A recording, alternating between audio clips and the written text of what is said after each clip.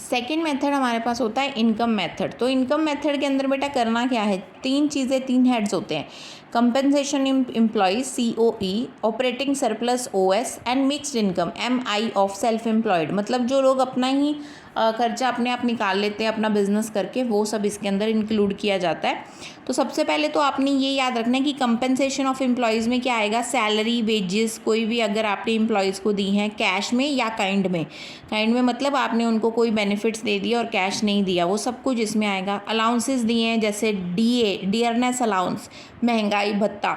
इसके बाद बोनस, आपने कोई दिवाली बोनस, ठीक है, कोई फेस्टिवल बोनस, कुछ भी आपको प्रोवाइड किया आपने, वो सब इसके अंदर आएगा। याद रखना, employer contribution to social security scheme PF, ये भी इसके अंदर इंक्लूड करना है। Employers contribution to social security scheme, ये भी, इसको PF बोलते हैं, ये भी आपने इसके अंदर इंक्लूड करना है। कभी कभी क्वेश्चन में जानबूझ के एम्प्लॉयज़ कंट्रीब्यूशन लिख दिया जाता है, तो एम्प्लॉय की नहीं, एम्प्लॉयर की ली जाती है, ठीक है।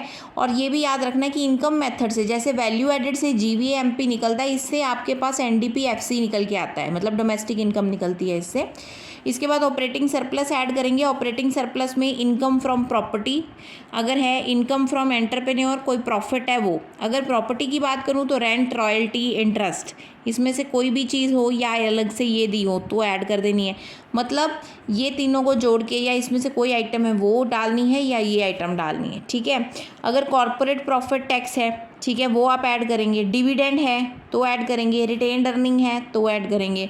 अदरवाइज़ अगर अकेले प्रॉफिट्स दिए हुए हैं तो ऐड करेंगे। जैसे मैंने बोला ₹100 का प्रॉफिट है तो उसमें से हो सकता है कॉर्पोरेट प्रॉफिट 20 हो, डिविडेंड 30 हो, रिटेन्ड अर्निंग 50 हो। तो ये सब कुछ आपको इसके अंदर ऐड करना होता है ऑपरेटिंग सरप्लस में।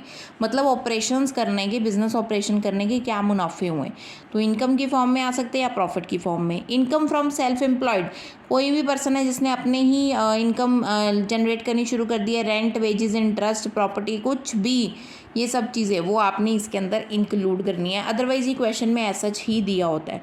इसमें आपने याद रखनी है कोई भी बातें जो मैं बता रही हूँ कि कमीशन, ब्रोकरेज आपने इसके अंदर इंक्लूड करनी ही करनी है। Interest on loan for consumption purpose हम कभी इंक्लूड नहीं करते हैं अपने इस मेथड के अंदर, क्योंकि इनकम से रिलेटेड है इसलिए बता रही हूँ।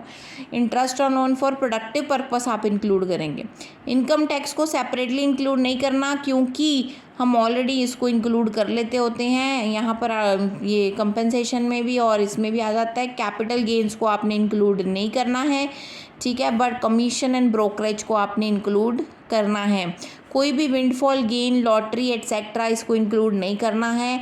इम्प्यूटेड रेंट होता है, एस्टिमेटेड रेंट कोई सेल्फ ऑक्यूपाइड हाउसेस का, वो आपने इसके अंदर इंक्लूड करना है। रेंट तो ऑलरेडी यहाँ पर मैंने लिख ही दिया, इंक्लूड करना है, ठीक है। सिर्फ फैक्टर इनकम्स को इंक्लूड करना और ट्रांसफ़र इनकम को इंक्लूड नहीं करना है। This was the income method.